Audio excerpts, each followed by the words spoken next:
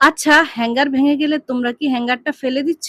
এখন থেকে আর এই ভুল করবে না। হ্যাঙ্গার ভেঙে গেলে হ্যাঙ্গারটাকে ব্যবহার করতে পারো অন্যভাবে। দেখো, আমি এখানে কয়েকটি আইডিয়া তোমাদের সাথে শেয়ার করছি। তোমার কাজে আসতে পারে এখান থেকে যেকোনো এক। তোমার এলোমেলো সুতার রিমগুলো এভাবে ভাঙা হ্যাঙ্গারের ভিতরে গুছিয়ে রাখতে পারো। দেখতেও সুন্দর লাগবে আর সুতাও পেঁচিয়ে নষ্ট হবে না। এই ভাঙা হ্যাঙ্গারটা তুমি অন্যভাবেও ব্যবহার করতে পারো। এই যে দেখছো টিস্যু, এই হ্যাঙ্গারের ভিতরে ঢুকিয়ে তুমি কিচেন রুমে এই হ্যাঙ্গারটা ঝুলিয়ে রাখতে পারো তোমার প্রয়োজন মতো। এই ভাঙা হ্যাঙ্গারটার আরেকটি আইডিয়া আছে আমার কাছে। এই যে বড় বড় সুতার রিমগুলো দেখছো, এগুলো কিন্তু সাধারণ যে সেলাই মেশিন আছে সেগুলোতে বসানো যায় না।